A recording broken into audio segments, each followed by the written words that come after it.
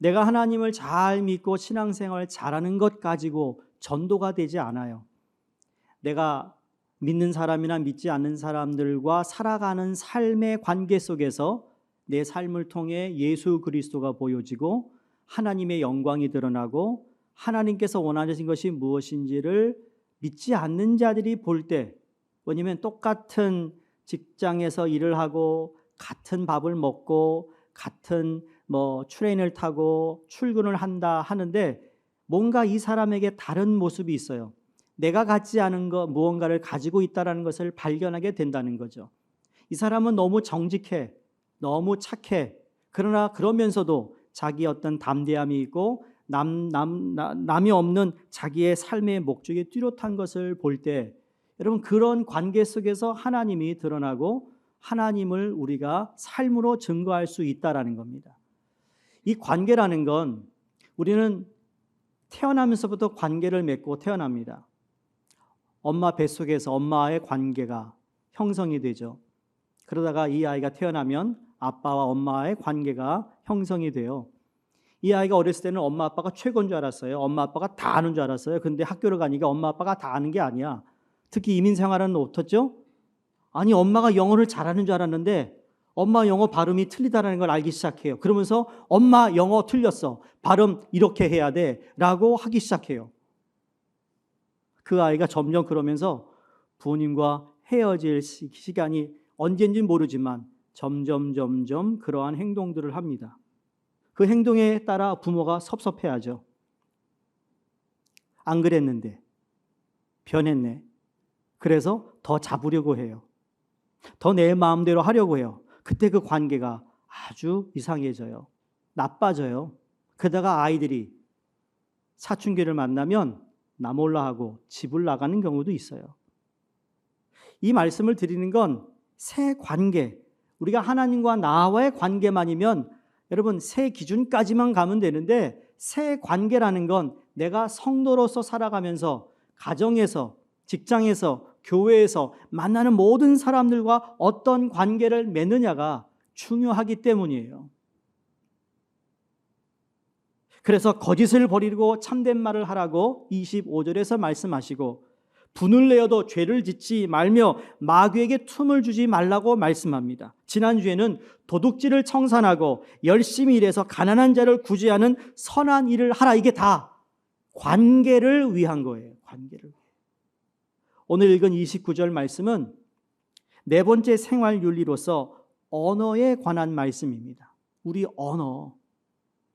미국의 32대 대통령이었던 프랭클린 루즈벨트의 부인인 안나 얼리너 루즈벨트가 이런 유명한 말을 책에 남겼습니다. 위대한 마음을 가진 사람은 사상을 이야기하고, 평범한 마음을 가진 사람은 사건을 이야기하고, 편협한 마음을 가진 사람은 다른 사람을 이야기한다. 위대한 마음은 사상, 생각이 있는 이야기를 한다는 거죠. 그냥 평범한 사람은 사건 이야기해요.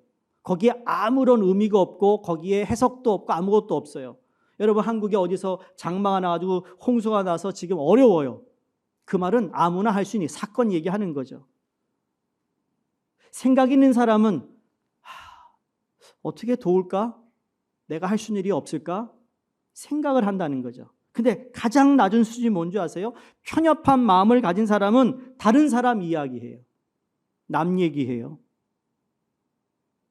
이게 작은 차이인 것 같지만 이 차이가 모여서 다른 사람으로 우리는 성장합니다. 위대한 마음을 가진 사람은 그 생각을 이야기하기 때문에 그 생각의 차이가 이 모든 사람하고 조금씩 차이지만 시간이 흐를수록 이것이 폭이 넓어지는 거예요. 성인이 되었을 때, 나이가 들었을 때 전혀 다른 사람으로 성장하고 있어요. 여러분에게 묻고 싶습니다. 여러분은 사상을 이야기하는 분입니까? 아니면 사건에 관해서 이야기하는 사람입니까? 아니면 다른 사람에 대해서 이야기하는 사람입니까? 오늘 말씀을 통해 우리의 언어 생활을 깊이 되돌아보는 은혜가 있기를 간절히 바랍니다. 오늘 29절에 사도 바울이 옛삶의 더러운 말을 입 밖으로 내지 말라라고 말합니다.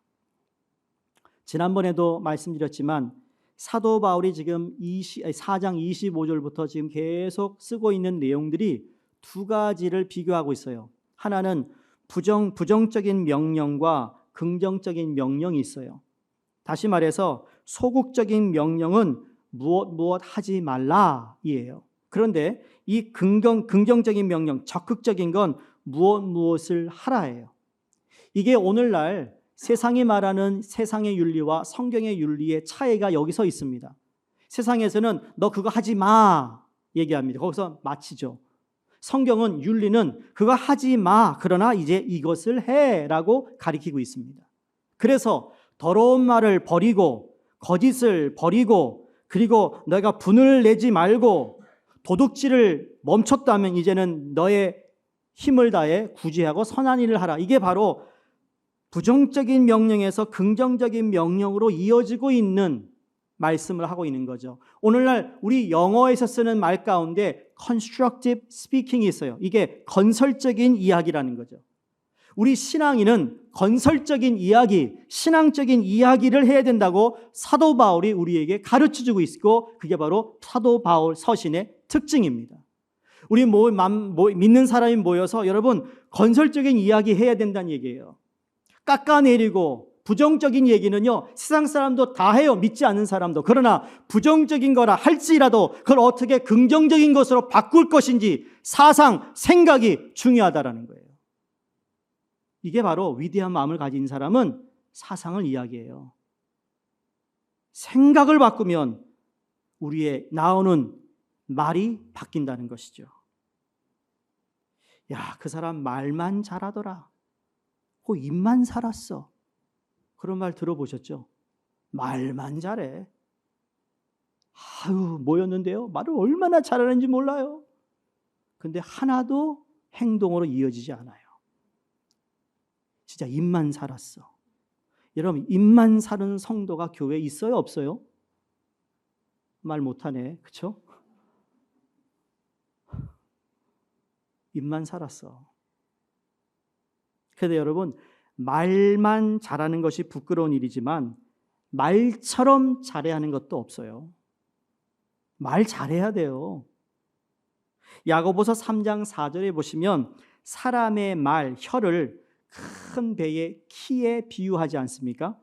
이 말씀은 작은 키가 큰 배의 방향 또는 항해를 결정하는 것처럼 저와 여러분의 이 인간의 이 혀가 그 사람의 인생이라는 큰 배의 방향을 결정하는 능력이 있다는 것을 야고보에서 가르쳐주고 있습니다. 민수기 14장 28절에 너희 말이 내 귀에 들린 대로 내가 너희에게 행하리니. 하나님이 말씀하세요. 이스라엘 백성들에게 너희들이 한 말이 나의 귀에 들린 대로 내가 행할게 라고 말하고 있어요. 네가 원망 불평하면 그래, 원망 불평 그게 그대로 이어질 거야. 그러나 네가 감사와 기쁨과 정말 하나님 앞에서 찬양을 드리는 그것이 내게 들린다면 그대로 될지다 라고 말씀하고 있어요. 우리 하나님이 온 만물을 말씀으로 창조하셨습니다. 믿으시죠? 말씀으로 모든 만물을 창조하셨어요.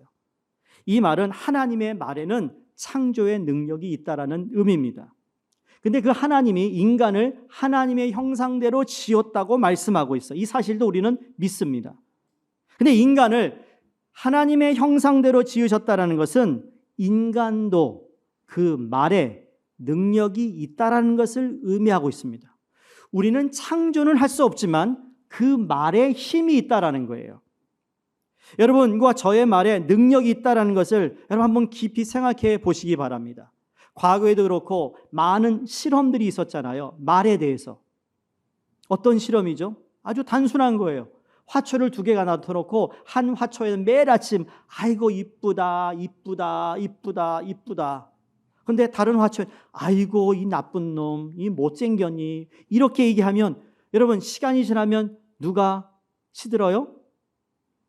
예, 좋지 않은 말을. 그게 바로 말의 힘이에요.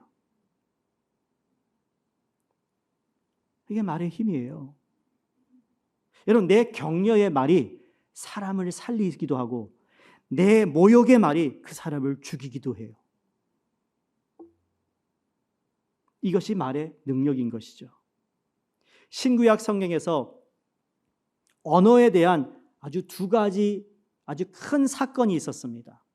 하나는 창세기 11장에 나오는 바벨탑의 사건이에요. 바벨탑의 사건은 다른 거 아닙니다. 사람이 하나님을 멀리하고 교만해졌을 때 그 언어가 타락합니다. 그러니까 우리가 어떤 말을 하느냐에 따라 말한 대로 되는 거예요. 오래전에 유재석이 말이에요. 그 무슨 프로 나왔는데 누가 작사 작곡한 곡인데 그게 히트를 쳤대잖아요. 말하는 대로. 네? 모르세요? 좀 구글 서치 좀 하세요. 좀 말하는 대로. 근데 그게 정확한 거예요. 말하는 대로 된다는 거예요. 말하는 대로. 이 옆편을 보시고 좀 격려의 말을 하세요. 칭찬의 말을 하세요. 한번 할까요? 오늘 멋있습니다. 오늘 무슨 향수 뿌리셨나요? 오늘 목장 모임이다 보니까 오늘 좀 더 이렇게 세련되게 입고 나오신 것 같아요. 예배 겸 야외 겸.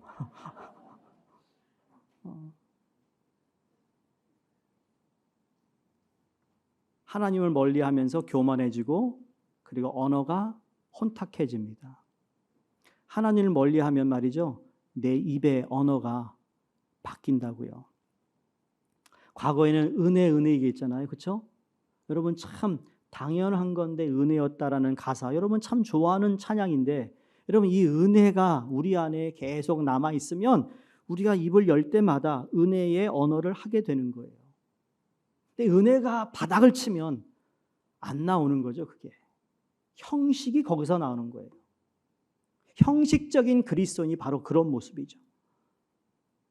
다른 하나는 언어에 관해서 사도행전 2장에 오순절 다락방에 성령이 임합니다. 그러면서 거기에서 제자들이 성령이 임했을 때 그들에게 새로운 언어를 하게 되었다라고 얘기합니다. 새 언어, 입술에서 새로운 말이 나오기 시작합니다. 왜? 성령이 임하니까.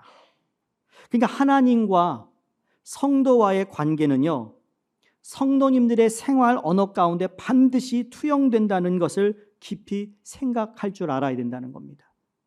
내 지금 언어가 나 하나님과 어떤 관계인가를 내 언어, 내 말을 통해 알 수 있다라는 겁니다. 여러분 예수님 믿으십니까? 중생하셨습니까? 중생하신 증거가 여러분의 삶 가운데 확실하게 나타나기를 간절히 바랍니다. 그런데 그 중생의 증거 가운데 뚜렷한 증거는 중생한 성도는 반드시 중생하기 이전과 중생하고 난 이후에 언어 생활이 바뀌게 된다는 것입니다. 언어 생활이 바뀌는 게 당연한 거예요. 만약에 내가 중생했다고 말하고 있음에도 불구하고 나의 언어 생활에 전혀 변함이 없다면 어쩌면 중생한 사람이 아닐 수도 있다라는 거예요. 이 말이라는 것은요, 그 사람의 생각을 반영하는 것입니다. 말이라는 것은 생각을 표현하고 있는 것이죠. 그래서 중요한 이 중생한 성도의 생각은 중생하기 이전과 중생하고 난 이후에 결코 같을 수가 없다라는 말입니다. 진노의 자녀였을 때의 언어와 이제 진노의 자녀가 아니라 하나님의 자녀가 되었을 때 제일 먼저 변화가 와야 할 것이 내 언어 생활의 변화라는 겁니다. 여러분도 책 읽으셨잖아요. 딘 셔먼의 영적 전쟁에 보면 이제 9월에 우리 제자반 13개 시작됩니다. 제자반 읽어야 되는데 한 사람은 아이고 잘 읽어봐라. 이제 해야 할 사람들은 아이고 그게 뭐지? 거기 보면 세 가지 얘기하잖아요. 사단이 내 마음을 장악하고 내 생각을 장악하면 내 입에서 나오는 건 자연히 악한 말이 되는 거예요. 마음에 탐욕이 있으면 생각이 탐욕으로 차고 그러면 내 입에서 탐욕 계속 더 붙잡으려 하는 이 말이 자동으로 나온다는 말을 하잖아요. 그만큼 생각이 변했다라는 것은 성도의 언어로 나타날 수밖에 없는 것입니다. 오늘 29절 말씀에 중생한 성도로서의 언어 생활이 변할 수밖에 없는 것을 가르치고 있는 말씀인데, 자, 본문에 더러운 것 그랬어요. 더러운 것. 이 더러운 것이란 썩은 것, 무가치한 것, 나쁜 것, 부패한 것, 낡아 빠진 것, 질이 안 좋은 것, 사용하기 부적절한 것, 쓸모없는 것 등의 뜻을 가진 형용사입니다. 여러분이 오늘 식당을 갔어요. 근데 음식에 나왔는데 썩은 것, 무가치한 것, 나쁜 것, 부패한 것, 낡아 빠진 것, 질이 안 좋은 것, 먹지 못하는 것 나오면 여러분 어떻습니까? 그냥 나갈 겁니다. 워크아웃 할 겁니다. 오늘 이 말씀 더러운 것이라는 것을 세 성경 번역을 여러분이 참고로 올려드리는데 보세요. 현대어 번역에서는 악담하지 말라로 번역합니다. 공동 번역에서는 남을 해치는 말로 번역합니다. 표준세 번역에서는 나쁜 말로 번역하고 있습니다. 자, 그럼 악담, 남을 해치는 말, 나쁜 말은 어떤 말일까? 봤더니 남을 조롱하는 말, 남을 흉보는 말, 남을 비판하는 말, 욕하는 말, 저주하는 말, 창피를 주는 말 등 여러 가지 말이 있을 수 있습니다. 좀 더 구체적으로 아무런 가치가 없어 이런 말은. 그리고 마음을 상하게 해요. 또한 해를 끼치는 말의 대표적인 것, 이게 바로 진실하지 못한 거짓말입니다. 사실을 왜곡해요. 사실을 축소하고 사실을 확대합니다. 누가 제일 잘하죠? 사탄 마귀가. 에덴 동산에서 마귀가 하와와 아담을 유혹할 때 했던 말이 바로 이 말입니다. 하나님을 슬쩍 얘기하면서 하나님의 마음이 없는 말을 축소하고 하나님이 하지 않는 말을 확대해서 했어요. 그런데 사단은 끊임없이 믿는 저와 여러분을 아담과 하와를 넘어뜨렸듯이 오늘 이 시대도 말을 통해 넘어뜨린다는 겁니다. 속입니다. 거짓말합니다. 진실되지 못한 더러운 말이 여러분 결국 공동체를 썩게 합니다. 공동체를 파괴합니다. 공동체를 오염시킵니다. 다시 복습해 볼까요? 자, 새 생명 얻은 사람이 주어진 게 뭐라고 그랬죠? 새 공동체, 그리고 새 기준, 새 관계인데, 자, 우리가 하는 말이 진실된 말이 아니에요. 거짓을 얘기한다면 그게 우리에게 주어진 새 공동체에 들어왔을 때 새 공동체가 불이익을 당하는 거예요. 그 관계 때문에, 그 말 때문에 관계가 어그러지고, 그 관계가 어그러지면 그 공동체가 어려움을 당하는 건 당연한 거예요. 사랑하는 성도님들, 우리 말, 그럼 어떤 말을 버려야 할까? 더러운 말을 어떻게 버려야 될까? 여러분, 세 가지를 여러분 버릴 수 있기를 바랍니다. 할 말이 많은데 나도 세 가지만 버렸으면 좋겠어요. 첫 번째, 말 많이 하는 것 좀 버리세요. 전화만 들면 1시간, 2시간 뭐 이렇게 할 말이 많아? 용건만 간단히 몰라요? 옛날에 한국에서 잘할 때 용건만 간단히. 오늘 요새 젊은 세대들은 용건만 간단히 안 해요. 전화 안 해, 전화 자체를. 메시지를 하니까 이게 지금 이 30대 이렇게 초반과 밑은 이 전화 같은 걸 안 해. 그러니까 이게 적용이 안 될 수도 있는데, 여러분 우리 40대 이상은 다 전화거든. 전화에 편하거든. 목소리를 들어야 되겠거든. 오해 소지가 있나 없나 들어봐야 돼, 목소리를. 말 많이 하는 거 버리시기 바랍니다. 제가 존경하는 반하퍼 목사님이 이런 말씀합니다. 혀를 멈추는 것은 영적 고요함의 결과이다. 혀를 멈추는 것은 영적 고요함의 결과다. 혀를 지나치게 놀리면서 고요한 영혼을 지킬 수 없다라는 말입니다. 혀를 지나치게 놀리면 영혼이 요동친다는 거예요. 반대로 고요한 사람은 하나님을 신뢰하는 사람입니다.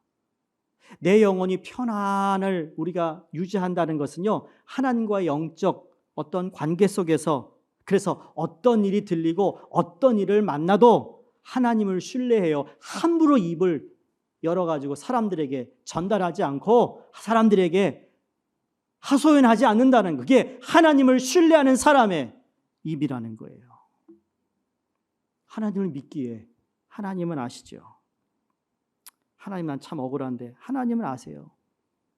하나님의 때가 되면 다 밝혀지게 돼 있어요. 비밀은 없거든. 사실은 밝혀지게 돼 있어요. 성도님들, 말만 하는 거 버리시기 바랍니다. 아니, 하루 종일 대여섯 마디만 하는 분은 말을 많이 하셔야 되는데 그 외에 하는 분들은 말을 좀 줄이셔야 된다는 거죠. 두 번째, 다른 사람 말하는 것을 버리시기 바랍니다. 다른 사람 말. 잠언서 18장 8절에 헐뜯기를 잘하는 사람의 말은 마시는 음식과 같아서 뱃속 깊은 곳으로 내려간다는 말이 있습니다. 이게 무슨 의미일까요? 여러분, 늦은 밤에 먹는 라면 얼마나 맛있습니까? 그게 깊이 내려가요. 그래서 살쪄요. 그 다음날 퉁퉁 부어요. 근데 먹을 때 너무 좋은 거야. 이게 다른 사람 말할 때 너무너무 맛있어. 그것도 칭찬하면서 1시간 얘기하는 게 아니에요. 여러분, 칭찬을 1시간 동안 통화한 분 계세요? 이거 기네스북에 올라가야 돼요. 근데 절대로 칭찬하면서 1시간 동안 통화하지 않거든요. 어찌해 보았으면 옛날에도 이게 똑같은 거예요. 과거에도 남 얘기하는 거 좋아하는 사람은요, 시간 가는 줄 모르고 얘기하고 밤 야식과도 같은 거예요. 다른 사람에 대한 말을 조심하셔야 합니다. 그 말들이 자칫 잘못하면 비방하는 것이 될 수 있기 때문이에요. 로마서 1장 29절에 보시면 비방이 살인과 동격된 표현으로 쓰여지고 있음을 우리가 알 수 있습니다. 그리고 사단은 우리의 혀를 노리고 있습니다. 그래서 우리는 혀를 길들여야 하는데 야고보서 3장 8절에 야고보서 이렇게 얘기합니다. 혀는 능히 길들일 사람이 없나니 쉬지 아니하는 악이요 죽이는 독이 가득한 것이라. 혀를 길들이기 위해 겸비되어야 되는데 여러분, 그 한 가지 기억하세요. 혀를 길들이기 위해서는 기도밖에 없어요. 말 많은 사람이, 여러분, 기도로 바꿔보세요. 하나님께 얼마나 기도 잘하겠어요. 다른 사람 말하고 싶은데 그 말을 하나님께 기도하라고. 그러면 바뀌는 줄로 믿습니다. 기도하라. 그래, 내 혀를 길들이는 거예요. 아유, 그냥 이러지 마시고. 내가 우리 엄마를 닮아서 이렇게 말하는 걸 좋아해요. 아니, 많은 거 좋은 거 닮지 왜 그걸 닮아? 근데 오죽했으면 다윗이 시편 141편 3절에 이렇게 고백해요. 여호와여, 내 입 앞에 파수꾼을 세우시고 내 입술의 문을 지키소서. 아멘입니까? 이게 여러분의 기도가 되었으면 좋겠어요. 하물며 다윗도 이런 기도를 했는데 우리는 얼마나 더 많은 기도를 해야 하지 않겠느냐라는 겁니다. 세 번째, 헛된 말을 버리시길 바랍니다. 말하고서 지키지 못하는 말 있잖아요. 때로는 내가 말했는데 정말 지킬 수 없을 때가 있어요. 그건 뭐 어쩔 수 없겠지만 그냥 형식적으로 답하는 말 있죠. 내일 우리 모임인데 와줘? 오죠? 그러면 네. 근데 안 와. 이거 했으면 좋겠는데 이거 합시다. 네. 뭐만 살았어요?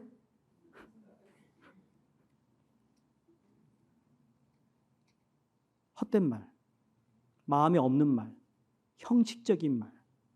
저는 그래서 여러분이 안녕하세요 인사할 때도요, 정말 마음을 다해서 안녕했으면 좋겠습니다. 우리 성도님 만났을 때 안녕하세요. 안녕하세요? 네? 밥 먹을 때도 우리 밥 안 먹으니까 오늘은 여러분이 목장 모임 가는 목장 모임에서 좀 진실된 말, 그냥 그 사람 그냥 기분 좋게 하는 말 말고요. 자, 그러면 아까 말씀드린 대로 부정적인 명령을 하고 이제는 긍정적인 명령을 합니다. 소위 negative imperative에서 constructive positive imperative를 가는데, 자, 그러면 더러운 말을 버렸다면 선한 말을 하는데, 이것 또한 많지만 제가 딱 세 가지로만 줄여서 말씀드립니다. 하나님이 원하시는 존재가 되었어요. 또 하나님이 원하시는 삶을 살기 원하는데, 하나님께서 원하시는 말이 있는데 그건 무엇일까? 첫 번째, 덕을 세우는 말이에요. 덕을 세우는 말. 우리 말은 항상 덕을 세워야 해요. 덕을 세우는 말이 끼칠 영향력을 한번 생각해 보시기 바랍니다. 여러분 자녀에게, 아니면 배우자에게, 아니면 같은 목장의 성도에게, 아니면 교회 아니면 직장에서 그 사람에게 얘기했을 때 이게 덕을 세우는 어떤 영향을 끼칠까라는 생각을 한다면, 여러분 우리는 좋은 말을 해야 된다는 생각을 할 겁니다. 특별히 공동체를 유익하게 하는 말을 할 줄 알아야 됩니다. 누구는 입이 없어서 말을 못하는 줄 아세요? 그러나 이것이 덕을 세우느냐 아니면 깎아내리느냐를 생각하고 말을 해야 돼요. 두 번째, 적절한 말입니다. 영어 표현에 보면 as it fits its occasion이에요. 상황에 맞는 말을 하는 거예요. 그때에 맞는 말을 해주라는 것이죠. 적절한 말이라는 건요, 그런데 한 가지가 전제 조건이 있습니다. 적절에 맞는 말을 하기 위해서는 잘 들을 줄 알아야 돼요. 경청할 줄 알아야 되는 거죠. 그런데 여러분, 우리 이 세상을 살면서 제일 잘 들어야 할 말이 있습니다. 그게 무슨 말이죠? 하나님의 말씀이에요. 하나님의 말씀을 우리가 잘 들어야만 하나님과의 관계가 깊어질 뿐만 아니라, 마찬가지로 우리가 다른 사람의 말을 잘 들어야 사람과의 관계도 좋아지는 것이거든요. 그래서 야고보서 그러죠. 너희가 말하기는 더디하고 듣기는 빨리 듣으라. 영어로 slow to speak, quick to listen이라고 그랬어요. 듣는 건 빨리 들어라. 그러니까 적절한 말을 할 수 있는 거예요. 말을 다 듣고 나서 그 다음에 우리가 이야기할 수 있다는 것. 저도 그렇지 못할 때가 있거든요. 끌리는 사람은 1%가 다르다라는 책에서 1, 2, 3분의 법칙을 이야기합니다. 무슨 법칙이요? 무슨 법칙? 무슨 법칙? 저 뒤에 무슨 법칙? 요 앞에. 여러분 도움되라고 하는 거예요. 지금 기억해야죠. 여러분 기억할 건 뭐예요? 첫 번째, 새 생명, 새 공동체, 새 기준, 새 관계예요. 근데 오늘 1% 끌리는 사람은 다르다라는 여기에서 1, 2, 3분 법칙이 있어요. 그럼 뭐냐? 1분 말했다면 2분 들어라예요. 1분 얘기하면 네가 2분을 듣고 그 다음에 2분 동안에 3번 맞장구 쳐주라예요. 3번 2분 동안에 맞장구 쳐주래. 1분 얘기는 2분을 들으래요. 그러니까 더 들으라는 거지. 그러나 2분 동안 그랬구나. 오, 맞아. 이렇게 맞장구 쳐주라는 거예요.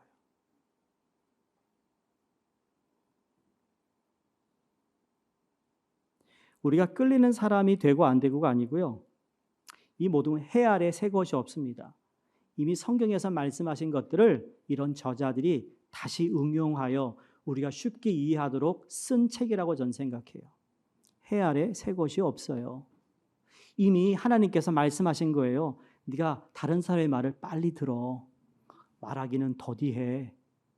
분내는 것도 그래. 이렇게 말씀하신 걸 쉽게 1, 2, 3 법칙을 얘기한 거예요. 1, 2, 3 법칙 기억하세요. 오늘 목장 모임 가서 좀 우리 목자 부목자님 시험 좀 치세요. 쪽지 시험. 마지막입니다. 덕을 세우는 말, 적절한 말, 세 번째 은혜로운 말입니다. 교회는 은혜의 공동체입니다. 여러분, 교회만큼 은혜를 이야기하고 은혜로 살아가는 공동체는 이 세상에 교회 말고는 없습니다. 그런데 교회 안에 은혜를 찾아보기가 어려울 때가 있어요. 무엇 때문에? 말한 것 때문에. 말 때문에. 틀린 말, 악한 말, 난폭한 말을 하게 되면 여러분 사람이 실족하게 되어 있어요. 교회의 문제는 다 말 때문에 생기는 거예요. 그래? 그 권사님이 그런 말을 했대? 목사님이 그랬대? 여러분 그런 말 들었잖아요. 나한테 전화 주세요. 메시지 주지 마요. 직접 전화 주셔서 나한테 확인하세요. 부탁입니다. 몇 개월 지나가지고 그게 쌓여요. 목사님이 그랬대. 그래서 오늘 본문을 보시면 선한 말을 하여 듣는 자들에게 은혜를 끼치게 하라. 여기 은혜를 끼치게 하라. 현대어 번역에서는 복이 되는 말만 해라 그랬고요. 공동 번역에서는 듣는 사람에게 기쁨을 주도록 하라. 표준 새 번역에서는 듣는 사람에게 은혜를 끼치게 하라. 은혜를 끼치게 하라. 이게 아무리 맞는 말이고 옳은 말이라 할지라도 은혜가 되지 않는 말이라면 하지 말라라는 말을 하고 있어요. 우리 바른 말 잘하고 옳은 말 잘하고 뭐가 틀리고 그런지를 알잖아요. 그런데 그 가운데서 이게 은혜가 되는지 안 되는지. 여기 지금 은혜를 끼치는 말을 여러분 이건 한 가지를 전제 조건하고 있어요. 은혜를 끼치는 말을 하는 사람은 그냥 은혜를 끼치는 말을 하는 사람이 아닙니다. 은혜를 경험한 사람, 은혜를 입은 사람, 은혜를 알고 있는 사람이 은혜의 말을 하는 거예요. 그러니까 내가 은혜의 말을 하기 위해서는 하나님으로부터 끊임없는 은혜를 공급받아야만 은혜의 말을 할 수 있다는 것이고 그 말을 듣는 자들이 은혜를 받는 거예요. 절대로 내가 외적인 좋은 말을 하는 것으로 되는 것이 아니라 하나님으로부터 은혜를 받은 자의 입술에서 다시 말해 성도가 바로 그런 존재라는 거예요. 그냥 교회 다니는 존재가 아니고 성도는 하나님의 은혜를 경험한 자, 그 경험한 자가 바로 은혜를 끼치는 말을 해요. 영어 성경에 보면 that it may benefit those who listen이라고 그랬어요. 결과적으로 듣는 자들에게 은혜를 끼치라. 강조점은 은혜를 끼치는 말을 하라는 것. 그 말이 사실이고 유익이 된다 할지라도 듣는 사람들 모두에게 은혜가 되지 않으면 말하지 말라는 겁니다. 명절이 되어서 가족들이 부모님 댁에 모였다고 합니다. 큰 아들은 잘 살고 작은 아들은 경제적으로 어려운 삶을 살고 있었대요. 근데 어머니가 계속해서 잘 사는 큰 아들 이야기만 한다는 겁니다. 야, 네가 타가지는 벤츠 오래되어 바꾼다 하니까 그래 바꿔라. 아파트가 낡아서 이제 좀 큰 평수가 넓은데 이사 가야 될 것. 그래 너 이사 잘해라. 가라. 같이 밥을 먹고 있는데 그것이 사실이고 또 큰 아들과 큰 며느리에게 유익될 수 있는 말이에요. 내 월세를 올려달라고 해서 전전긍긍하고 있는 작은 아들과 작은 며느리에게 그 말은 독이 되는 말이라는 거예요. 그래서 그 둘째 아들은 낙심해요. 명절 때 부모님 집에 갔더니 기가 푹 죽어버려요. 작은 아들 집에는 은혜가 되지 않아요. 덕이 되지 않아요. 그럴 때는 말하지 않는 거죠. 근데 어머니가 왜 그런 말을 했을까? 근데 우리도 그런 실수를 간혹 할 수 있다라는 거죠. 여러분 자녀들 둘, 셋 앉혀놓고 하나에만 칭찬하면 안 돼요.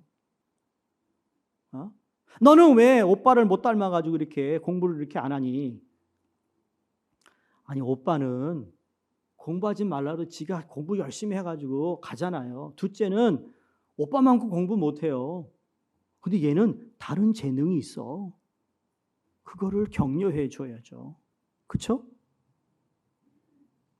다 그러는데 삶에서는 또 안 그래. 달라요. 나 지난주에 다 하버드 가는 줄 아세요? 안 가요, 다 하버드. 큰일 나요, 하버드 그럼. 하버드 안 가는 애들이 있으니까 또 우리가 다 공평하게 사는 거예요. 사랑하는 성도님들, 이게 뭐 가정 얘기하는 게 아니라 우리의 말을 은혜 있는 말을 해야 된다. 은혜 끼치는 말. 말의 내용도 중요하지만 여러분 전달 방법이 중요해요. 그래서 저는 이렇게 생각해요. 이 말이 은혜의 보자기에 쌓여지지 않으면 말 안 하는 게 낫다라는 거예요. 사도 바울이 그래서 골로새서 4장 6절에 너희 말을 항상 은혜 가운데서 소금으로 고르게 함같이 하라 그랬어요.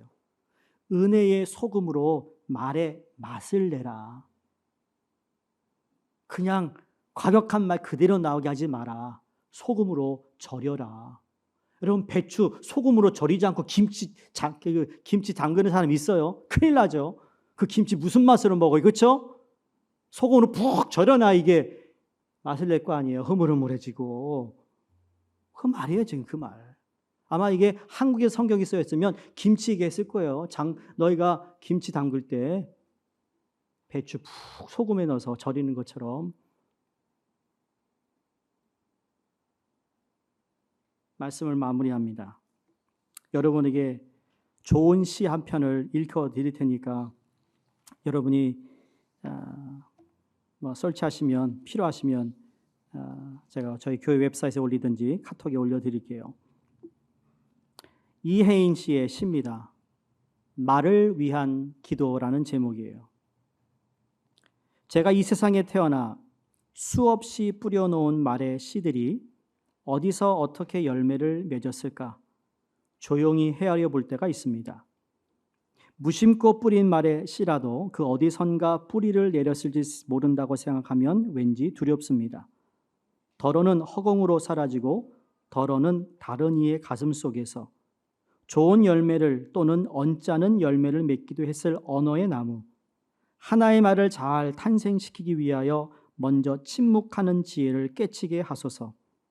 해프지 않으면서 풍부하게, 경박하지 않으면서 유쾌하고 과장하지 않으면서 품위 있는 한마디의 말을 위해 때로는 진통 겪는 어둠의 순간을 이겨내게 하소서. 참으로 아름다운 언어의 집을 짓기 위해 언제나 기도하는 마음으로 돌을 닦는 마음으로 말을 하게 하소서. 언제나 진실하고 언제나 때에 맞고 언제나 책임 있는 말을 갈고 닦게 하소서. 제가 이웃에게 말을 할 때에는 하찮은 농담이라도 함부로 내뱉지 않게 도와주시어 좀 더 겸허하고 좀 더 인내롭고 좀 더 분별 있는 사랑의 말을 하게 하소서. 내가 어려서부터 말로 저지른 모든 잘못, 특히 사랑을 거스른 비방과 오해의 말들, 경솔한 속단과 편견과 위선의 말들을 주여 용서하소서. 나날이 새로운 마음, 깨어있는 마음, 그리고 감사한 마음으로 내 언어의 집을 짓게 하시어 해처럼 환히 빛나는 삶을 당신의 은총 속에 이어가게 하소서. 기도하겠습니다.